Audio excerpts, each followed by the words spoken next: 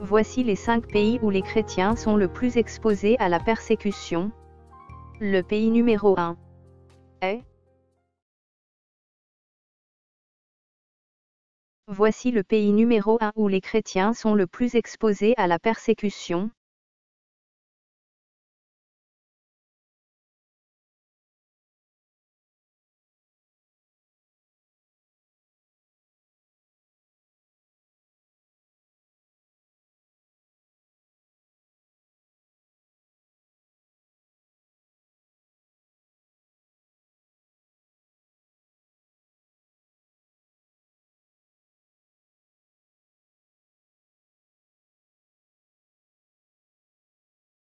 La Corée du Nord.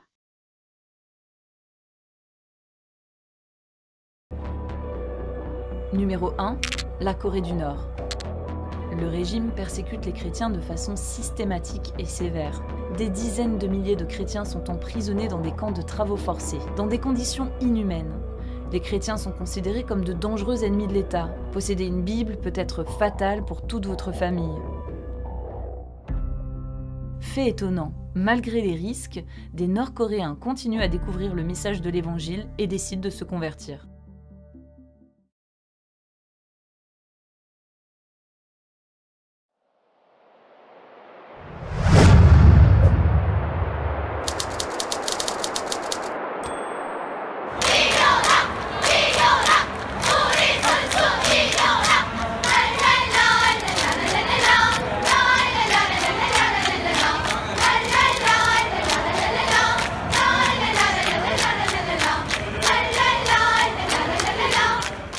On a beaucoup parlé de la Corée du Nord cette année.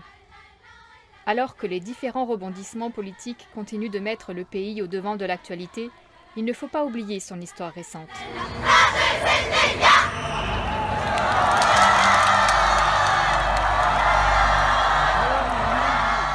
Colonisée par l'Empire du Japon, la Corée déclare son indépendance à la fin de la Seconde Guerre mondiale. Le pays est déjà séparé en deux, les Soviétiques au nord et les Américains au sud. En 1950, Kim Il-sung déclenche la guerre de Corée en attaquant la Corée du Sud dans le but de réunifier les deux Corées. Cette guerre se soldera par un échec. 2 générations de leaders suprêmes plus tard, c'est aujourd'hui Kim Jong-un qui est à la tête de l'État, menant une politique dans la ligne directe de celle pratiquée par son père et son grand-père. Dictature idéologique issue du communisme, isolationnisme et course à l'armement nucléaire.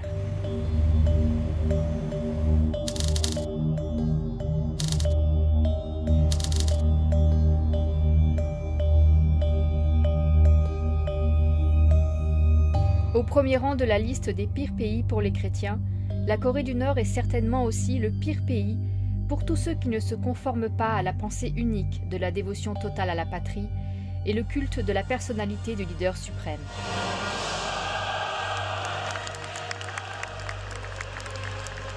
Un système de caste appelé Songbun est appliqué depuis la guerre de Corée. Il catégorise les citoyens en 3 groupes différents selon leur loyauté supposée au régime. Il y a la classe principale, la classe hésitante et la classe hostile, dans laquelle sont classés tous les adeptes d'une religion.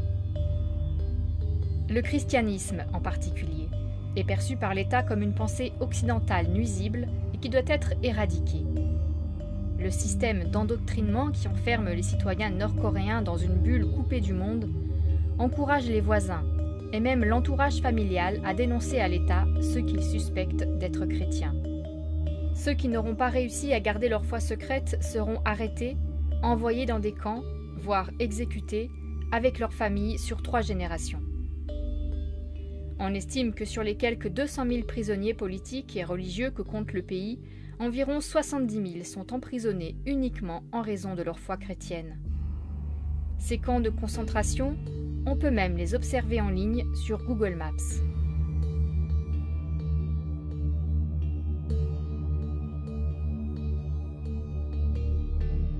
En outre, la grande majorité des citoyens, celles qui n'occupent pas de postes prestigieux à Pyongyang, souffrent de pauvreté et de famine. Toutes ces informations sur le pays le plus fermé de la planète viennent en grande partie des réfugiés nord-coréens dont un certain nombre parvient chaque année à franchir la frontière au péril de leur vie.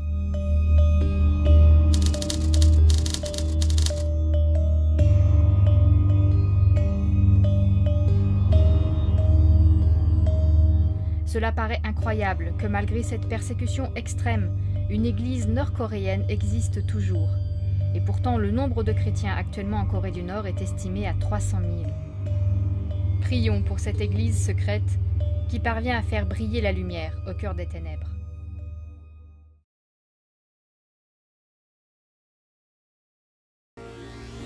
Numéro 1. La Corée du Nord. Pour la 18e fois consécutive, la Corée du Nord est cette année encore le pays où les chrétiens sont le plus persécutés. Le régime du dictateur Kim Jong-un persécute les chrétiens avec détermination et sévérité.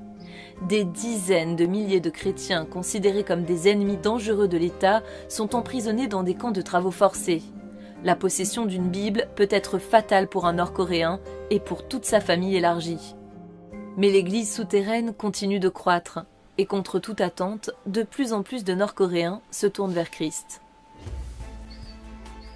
Derrière les chiffres de l'index mondial de persécution se cache une multitude d'histoires personnelles de chrétiens persécutés. La Corée du Nord. Un gardien de prison se convertit. Témoignage. Il fréquentait la même école biblique, une école clandestine, en Chine. Ces étudiants nord-coréens trouvaient leur force de conviction dans la communion fraternelle, la prière et l'étude de la Bible. Ils pouvaient apprendre jusqu'à 1000 versets bibliques par an. Un jour, la police secrète nord-coréenne les a trouvés. Tous ont été torturés. Cho, enseignant dans cette école biblique, est un miraculé. Il nous raconte. La police secrète nord-coréenne les a tous envoyés en prison. À peine arrivés, tous ceux qui croyaient en Dieu ont dû s'avancer. Mes amis de deuxième année et les élèves que j'avais enseignés se sont levés.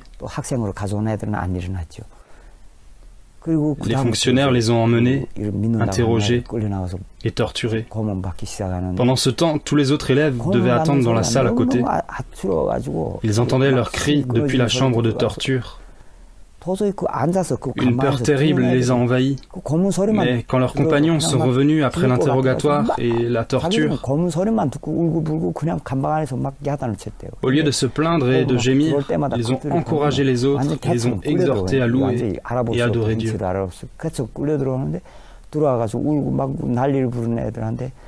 Nous avons reçu de Dieu la vie éternelle. Ils peuvent tuer nos corps et nous mourrons. Mais nos âmes vivront éternellement auprès de Dieu. N'ayez pas peur. Plus tard, mes amis furent fusillés publiquement en Corée du Nord. Aussi étrange que cela puisse paraître, cette arrestation a conduit un fonctionnaire de prison nord-coréen à embrasser la foi chrétienne. C'est plus particulièrement la déclaration de foi d'un chrétien de 22 ans à l'article de la mort qui l'a bouleversé. Un autre ami de l'école biblique fut lui aussi condamné à mort. Le juge l'a autorisé à dire un dernier mot. On m'a rapporté ses propos. Il aurait dit avec courage et sans peur aux codétenus qu'il devait accepter Jésus et croire en lui. Il disait « Jésus est le seul espoir pour la Corée du Nord et pour tous les hommes ». Ce jeune homme fut ensuite brûlé pour son courageux témoignage. C'est ce que m'ont dit ceux qui l'ont vu en dernier. On l'a amené à Chunji, c'est un camp de travail où on brûle les prisonniers. Il avait alors 22 ans. Ces dernières paroles ont fortement bouleversé un gardien. Cet homme avait déjà écouté en secret des émissions de radio chrétiennes sud-coréennes et avait donc entendu parler de Jésus. Au travers du témoignage et de la mort en martyr de mon ami, le gardien a accepté Jésus. Ses enfants du même âge que mon ami étaient morts de faim et cela avait été très douloureux pour lui.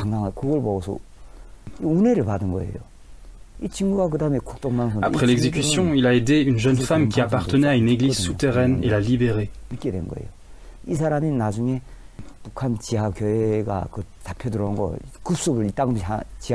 Cette jeune femme a fui en Corée du Sud et nous a raconté cette histoire.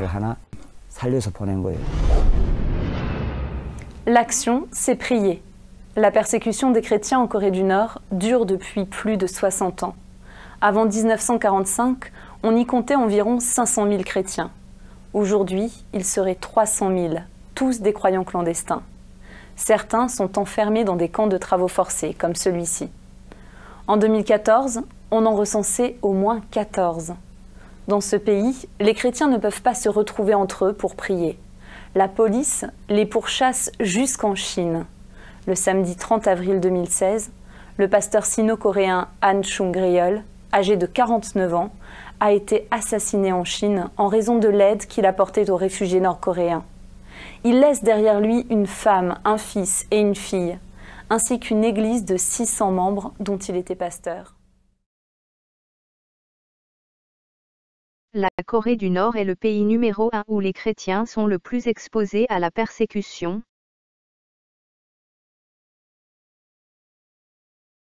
Selon l'ONG chrétienne, Portes ouvertes, nous lisons. Si la foi d'un chrétien est démasquée, il sera envoyé en camp de travaux forcés ainsi que toute sa famille. Les Nord-Coréens sont dirigés d'une main de fer par une dictature communiste mise en place à l'issue de la Seconde Guerre mondiale. Deux idéologies inspirent le régime, le « juge », qui prône l'autosuffisance de l'être humain et le culte de la personnalité due à la dynastie des Kim, maître du pays depuis 3 générations. Situation des chrétiens en Corée du Nord. L'Église est entièrement secrète. Si l'on découvre sa foi, un chrétien sera soit condamné à la peine capitale, soit envoyé avec sa famille dans un camp de travaux forcés. On incite les enfants à dénoncer leurs parents. Les chrétiens sont en majorité issus de l'Église qui existait avant la guerre de Corée. Dans le Songbin, le système des classes qui régit la société, ils sont placés dans la classe hostile. On compte cependant des Coréens qui se convertissent au christianisme malgré le danger. En 1603, un diplomate coréen rentrant de Chine introduit le christianisme dans le pays. En 1758, le roi l'interdit et il s'ensuit une première vague de persécution. En 1886, des missionnaires protestants s'installent dans le pays, bientôt Pyongyang est surnommée « la Jérusalem de l'Est ». Ensuite, les chrétiens ne cesseront d'être persécutés, sous l'occupation japonaise, pendant la guerre de Corée et après la Seconde Guerre mondiale avec l'arrivée au pouvoir de la dynastie Kim. Taux de persécution par domaine. Les rencontres diplomatiques internationales de 2019 n'ont apporté aucune amélioration pour les chrétiens du pays. La pression reste maximale dans tous les domaines de vie, reflet de l'emprise totalitaire du régime sur chaque individu. Tout chrétien découvert est arrêté, interrogé et envoyé en camp de travail ou tué. Géographie de la persécution. Le régime garde un contrôle strict sur tous ses citoyens partout dans le pays. La région frontalière avec la Chine a été pendant quelques années une zone de passage informel par laquelle les Nord-Coréens fuyaient le régime. Elle est désormais très surveillée.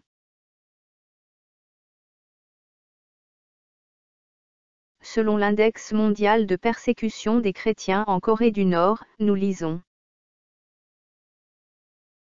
En Corée du Nord, les chrétiens sont réduits en esclavage, violés, torturés et tués.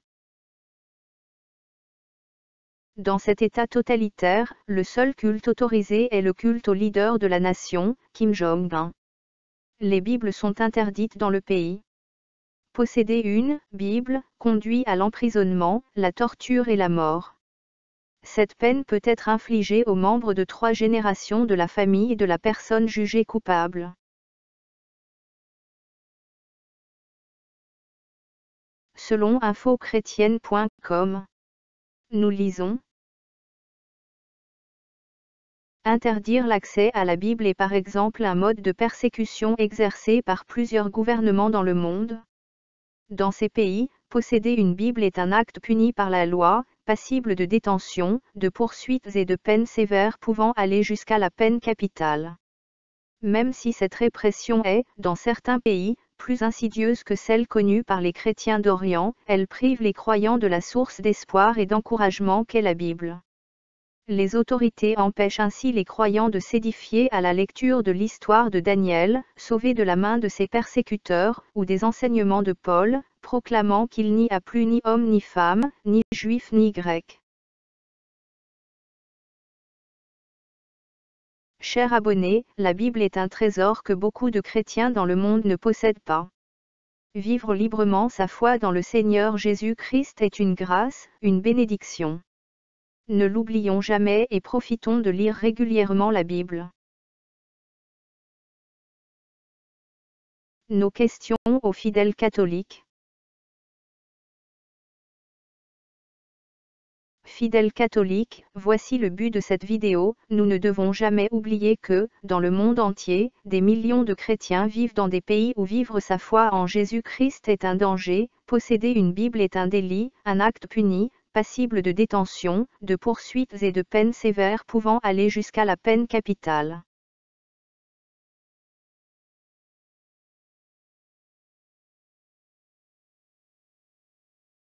Fidèles catholiques, possédez-vous une Bible?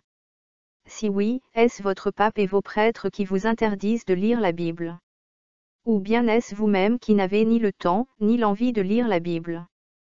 Si vous ne vivez pas dans un pays où règne la persécution des chrétiens, ouvrez la Bible et comparez les enseignements de votre pape et vos prêtres avec les Écritures bibliques.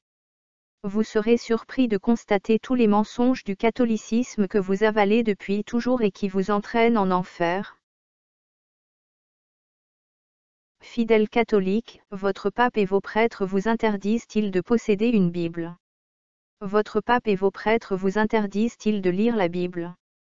Sachez que c'est en lisant la Bible que vous connaîtrez la vérité, et non pas en écoutant les faux enseignements de votre pape et de vos prêtres. Que ceux qui ont des oreilles pour entendre entendent.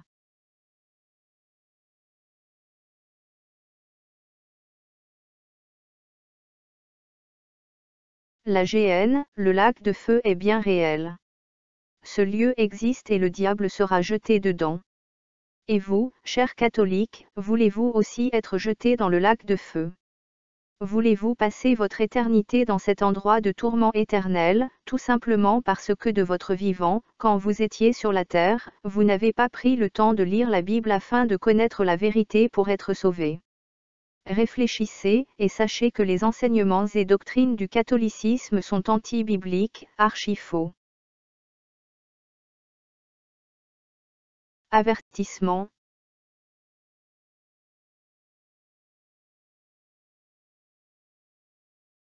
Sortez de l'Église catholique afin de ne plus vous associer à ces péchés abominables et diaboliques, l'idolâtrie, la magie, l'astrologie, la sorcellerie.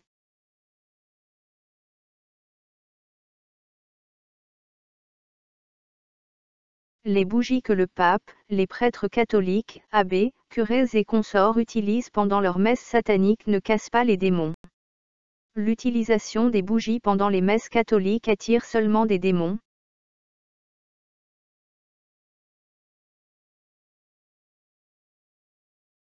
L'encens que le pape, les prêtres catholiques, abbés, curés et consorts utilisent pendant leurs messes sataniques ne chasse pas les démons.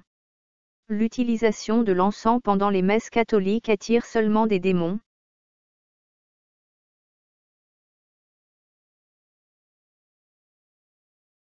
L'utilisation de l'eau bénite pendant les messes catholiques est une pratique religieuse diabolique, en rapport avec la magie et les sciences occultes.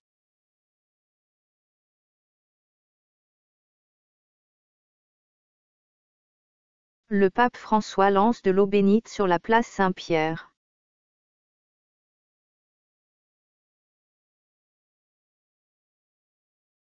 La Vierge Marie catholique est la reine du ciel, elle travaille pour le diable. Ouvrez vos Bibles et lisez, fidèles catholiques.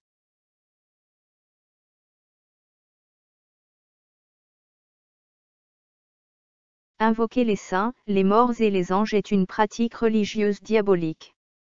Invoquer les saints, les morts et les anges, c'est entrer en contact avec des démons, c'est inviter des démons dans vos vies.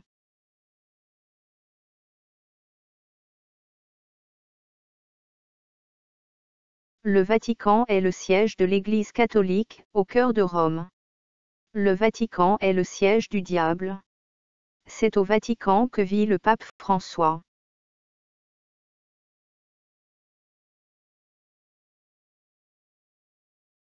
Sortez de l'Église catholique afin de ne plus vous associer à ces péchés abominables et diaboliques, l'idolâtrie, la magie, l'astrologie, la sorcellerie. Que les catholiques qui ont des oreilles pour entendre entendent. Que celui qui a des oreilles pour entendre, entende. Le Seigneur Jésus-Christ revient très bientôt.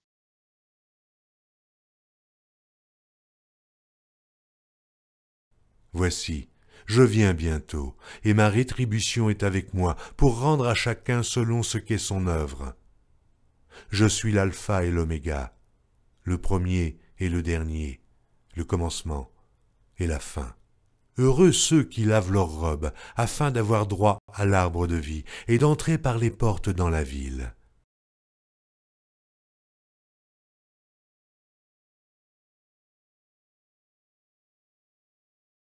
Ta parole est une lampe à mes pieds, et une lumière sur mon sentier.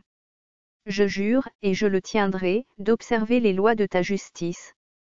Je suis bien humilié, Éternel, rends-moi la vie selon ta parole. Jésus répondit, « Il est écrit, l'homme ne vivra pas de pain seulement, mais de toute parole qui sort de la bouche de Dieu. »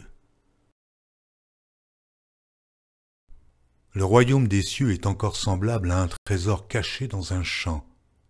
L'homme qui l'a trouvé le cache, et dans sa joie, il va vendre tout ce qu'il a et achète ce champ. Le royaume des cieux est encore semblable à un marchand qui cherche de belles perles. Il a trouvé une perle de grand prix, et il est allé vendre tout ce qu'il avait et l'a achetée. Et même, je regarde toute chose comme une perte, à cause de l'excellence de la connaissance de Jésus-Christ mon Seigneur, pour lequel j'ai renoncé à tout, et je les regarde comme de la boue, afin de gagner Christ, et d'être trouvé en lui, non avec ma justice, celle qui vient de la loi, mais avec celle qui s'obtient par la foi en Christ, la justice qui vient de Dieu par la foi, afin de connaître Christ et la puissance de sa résurrection et la communion de ses souffrances, en devenant conforme à lui dans sa mort, pour parvenir, si je puis, à la résurrection d'entre les morts. Vous sondez les Écritures parce que vous pensez avoir en elles la vie éternelle. Ce sont elles qui rendent témoignage de moi. Toute écriture est inspirée de Dieu et utile pour enseigner, pour convaincre, pour corriger, pour instruire dans la justice, afin que l'homme de Dieu soit accompli et propre à toute bonne œuvre.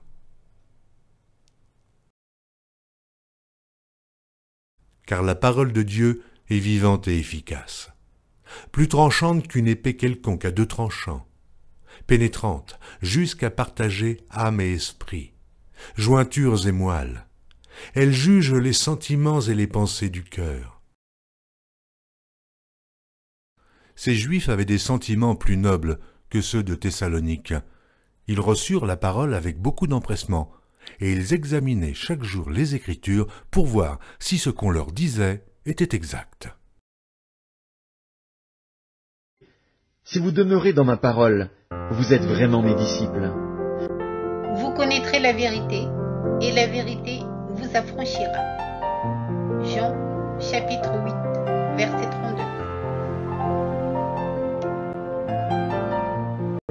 Dans le monde entier, plus de 260 millions de chrétiens vivent dans des pays où ils subissent des niveaux élevés de persécution, juste parce qu'ils ont accepté de suivre et d'obéir au Seigneur Jésus-Christ. Dans certains pays, les autorités gardent en détention toute personne possédant une Bible, pour le motif de détention et stockage de matériel extrémiste en vue d'une distribution prochaine. Dans certains pays, posséder une Bible est un délit, un acte puni par la loi, passible de détention, de poursuites et de peines sévères pouvant aller jusqu'à la peine capitale.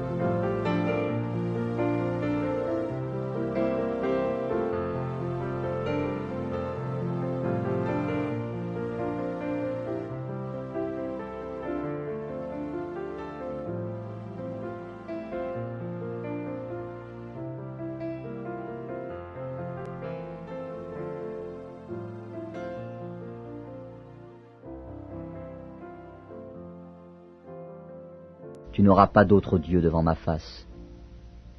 Tu ne te feras point d'image taillée, ni de représentation quelconque des choses qui sont en haut dans les cieux, qui sont en bas sur la terre, et qui sont dans les eaux plus bas que la terre. Tu ne te prosterneras point devant elles, et tu ne les serviras point. Car moi, l'Éternel, ton Dieu, je suis un Dieu jaloux, qui punit l'iniquité des pères sur les enfants, jusqu'à la 3e et à la 4e génération de ceux qui me haïssent, et qui fait miséricorde jusqu'en 1000 générations à ceux qui m'aiment et qui gardent mes commandements.